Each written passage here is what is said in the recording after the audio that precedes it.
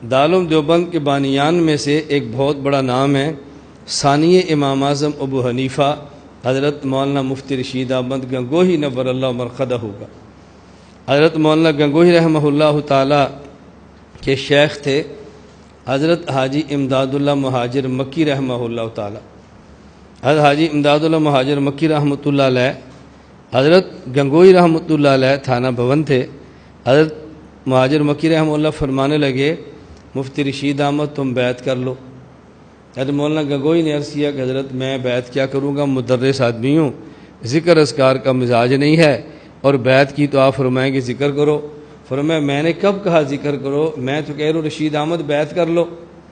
حضرت گنگوہی رحمۃ اللہ علیہ نے حضرت مولانا حاجی امداد اللہ مہاجر مکی رحمہ اللہ کی بیعت کر لی۔ جب رات حضرت کے یہاں ٹھہرے تو حضرت مولانا گنگوہی رحمۃ اللہ علیہ کے بارے میں حضرت حاجی صاحب رحمہ اللہ نے ہدایات جاری فرمائی کہ ان کا بستر رات میرے کمرے میں لگا دو۔ حضرت گنگوہی رات کو حاجی صاحب کمرے میں سوئے۔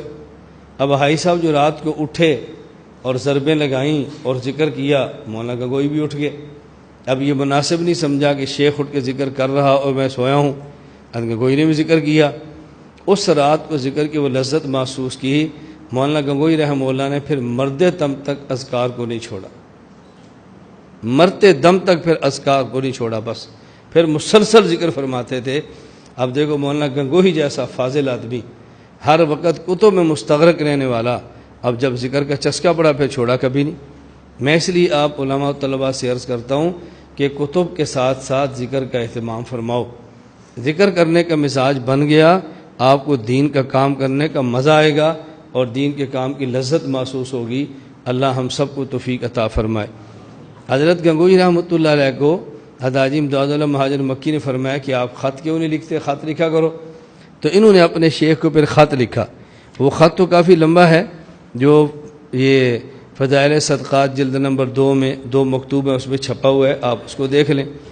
حضرت مولانا گنگوہی رحمۃ اللہ علیہ نے خط لکھا، اور اس خط میں 2 باتیں ایسی ہیں جو غیر مقلدین کو قابل اعتراض نظر آئی ہیں پورے خط میں۔ ایک کیا کہ مولانا گنگوہی رحمہ اللہ نے اپنے شیخ سے لکھا، بس زیادہ عرض کرنا گستاخی اور شوخ چشمی ہے، یا اللہ معاف فرمانا کہ حضرت کے ارشاد سے تحریر ہوا، جھوٹا ہوں کچھ نہیں ہوں، جھوٹا ہوں کچھ نہیں ہوں، بس اللہ معاف فرمانا۔ اب کہتے ہیں مولانا گنگوہی اپنی زبان سے اعتراف کرتا ہے کہ میں جھوٹ بولتا ہوں، اور آپ کہتے ہیں ہمارا وہ ثانی امام اعظم ابو حنیفہ ہے، مفتی رشید احمد ہے، اور دارالعلوم دیوبند کا بانی ہے، اور وہ کہہ رہے ہیں میں جھوٹ بولتا ہوں۔ تو جھوٹ بولنے کا اقرار کر رہے ہیں اور تم اس کو امام ماننے پر تلے ہوئے ہو۔ دیکھو کیسا عجیب آدمی تھا۔ ہم نے کہا اس بنیاد پہ فتویٰ لگانا ہے تو صحیح مسلم میں ایک باب ہے، باب فضل دوام ذکر والفکر فی امور الآخرت والمراقبہ، یہ باب دیکھیں۔ اس کے تحت حضرت امام مسلم رحمہ اللہ ایک واقعہ نقل کیا ہے کہ حضرت حنظلہ رضی اللہ تعالی عنہ، ان کی ملاقات ہوئی حضرت ابو بکر صدیق رضی اللہ تعالی عنہ سے۔ تو حضرت ابو بکر صدیق نے پوچھا کیف انت یا حنظلہ، اے حنظلہ تمہارا کیا حال ہے؟ تو انہوں نے فرمایا نافق حنظلہ، میں تو منافق ہوں۔ صدیق اکبر نے کہا سبحان اللہ، ما تقول، آپ کیسی بات فرما رہے ہیں، صحابی رسول اور آپ فرماتے ہیں میں منافق ہوں۔ تو انہوں نے کہا ابو بکر سچی بات یہ ہے، نکون عند رسول اللہ صلی اللہ علیہ وسلم، ہم اللہ کے نبی کے پاس ہوتے ہیں، اللہ کے نبی جنت اور جہنم کی باتیں فرماتے ہیں، تو ہمیں ایسے محسوس ہوتا ہے جب اپنے آنکھوں سے جنت اور جہنم کو دیکھ رہے ہیں، اور ہماری کیفیت بالکل الگ ہوتی ہے۔ فَإِذَا خَرَجْنَا مِنْ عِنْدِ رَسُولِ اللَّهِ صلی اللہ علیہ وسلم، جب ہم اللہ کے نبی کے پاس سے آ جاتے ہیں اور گھر میں اپنی بیوی، اپنے بچے اور ان کاموں میں جگ لگ جاتے ہیں اور مال اسباب کو دیکھتے ہیں، فَنَسِينَا كَثِيرًا، تو پھر ہمیں بہت ساری باتیں بھول جاتی ہیں۔ وہاں جنت اور جہنم ایسے جیسے آنکھوں سے دیکھ رہے ہیں، اور گھر میں آ کر جنت اور جہنم یاد بھی نہیں رہتی، تو بالکل دل کی کیفیت بدل جاتی ہے۔ حضرت ابو بکر صدیق رضی اللہ عنہ فرمانے لگے حنظلہ جو کیفیت تمہاری ہے وہی کیفیت میری ہے، تو پھر چلیں رسول اکرم صلی اللہ علیہ وسلم کے پاس چلتے ہیں۔ یہ دونوں حضرت رسول اللہ صلی اللہ علیہ وسلم کے پاس حاضر ہوئے تو سیدنا صدیق اکبر نے کہا یا رسول اللہ، یہ حنظلہ ہے اور یہ کہتا ہے میں منافق ہوں، اور حضور نے فرمایا اندھلا تو کیسی بات کرتا ہے؟ ان نے جو بات سیدنا صدیق اکبر سے عرض کی تھی وہی بات رسول اکرم صلی اللہ علیہ وسلم خدمت میں عرض کر دی۔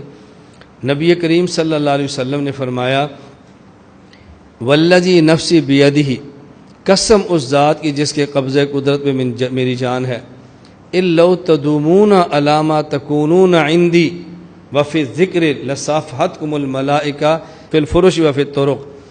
فرمایا دیکھو جو کیفیت تمہاری میرے پاس ہوتی ہے، اگر یہی کیفیت تمہاری گھر میں بیوی اولاد اور اپنے اسباب مال و دولت کے اندر بھی رہے، تو پھر جب تم مدینہ کی گلیوں میں چلو اور تم بستروں پر لیٹو تو تم تے مصافحہ پھر فرشتے کیا کریں۔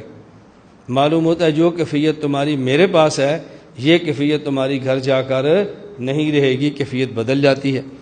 اب ہم کہتے ہیں گنگوئی نے فرمایا کہ میں جھوٹا ہوں تو آپ نے فتویٰ لگا دیا، حضرت حنظلہ فرماتے ہیں میں منافق ہوں تو تم لگاؤ فتویٰ۔ اگر اپنی زبان سے بندہ یہ کہے کہ میں جھوٹا ہوں اللہ معاف فرما دے، اس پر فتویٰ ہے تو صحابی تو کہہ رہے ہیں میں منافق ہوں۔ اب کوئی بندہ تمہیں یہ کہ حضرت حنظلہ خود کو منافق کہہ رہے ہیں اور تم حنظلہ کو صحابی مان رہے ہو، تو اس کا جواب دیں گے نا، وہی جواب مولانا گنگوئی رحمہ اللہ کی عبارت کا بھی نکل آئے گا۔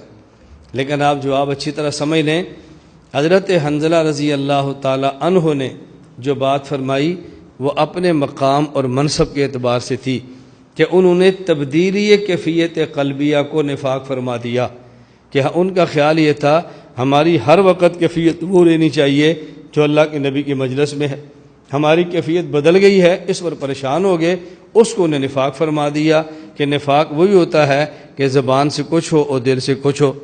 تو حضور کی مجلس میں کیفیت اور ہے، گھر میں اور ہے، تو کہ ہم منافق تو نہیں ہیں؟ اللہ کے پیغمبر نے فرمایا اس کو نفاق نہیں کہتے، یہ تبدیلی کیفیت قلبیہ یہ میری مجلس سے دوری کی وجہ سے ہے۔ ظاہر ہے جو برکات پیغمبر کی مجلس میں ہوتی ہیں وہ برکات وہ بیوی اور بچوں اور دولت کے ساتھ تو نہیں ہو سکتی، یہ تو طبیعی سی بات ہے۔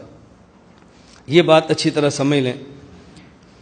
حضرت گنگوئی نے اسی طرح اپنے مقام کے اعتبار سے فرمایا کہ ہم نے عالم ارواح میں جب اللہ نے فرمایا تھا الست بربکم تو ہم نے بلا کہا تھا، کیوں نہیں؟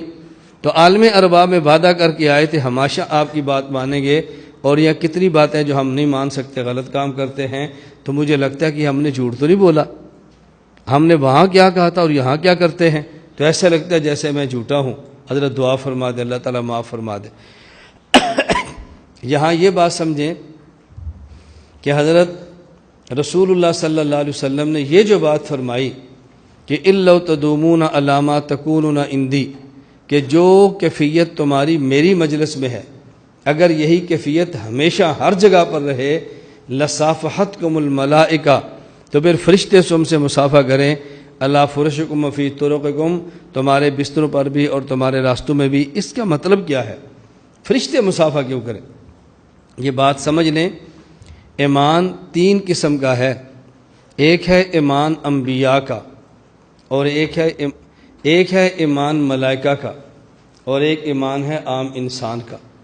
انبیاء کا ایمان یہ ہے کہ انبیاء کے ایمان کی کیفیت ہمیشہ بڑھتی رہتی ہے، اور ملائکہ کا ایمان یہ ہے کہ ملائکہ کے ایمان کی کیفیت وہ ایک جگہ پہ کھڑا رہتا ہے، اور امت کا ایمان یہ ہے اس کی کیفیت کبھی اوپر جاتی ہے اور کبھی نیچے جاتی ہے۔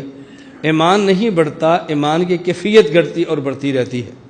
اس لیے امام صاحب فرماتے ہیں نا کہ الایمان لا یزید ولا ینقص، ایمان زیادہ کم نہیں ہوتا، ایمان کی کیفیت کم زیادہ ہوتی ہے۔ تو میں نے اس لیے بتایا کہ ایمان انبیاء کا یہ ہے کہ جس کی کیفیت ہمیشہ بڑھتی ہے، اور ایمان ملائکہ کا کہ جو ایک جگہ پہ رہتا ہے، اور ایمان عام انسان کا وہ اس کی کیفیت کبھی بڑھ جاتی ہے کبھی کم ہوتی ہے۔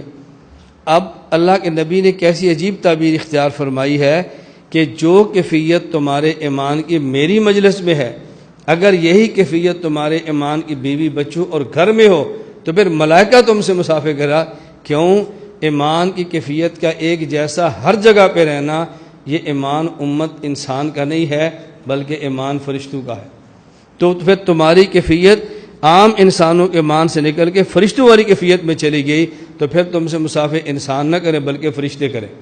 لیکن تمہاری کیفیت چونکہ اوپر نیچے ہوتی رہتی ہے اس لیے تم سے فرشتے مصافحہ نہیں کریں گے، عام انسان ہی کریں گے۔ یہ بات اچھی طرح سمجھ لیں۔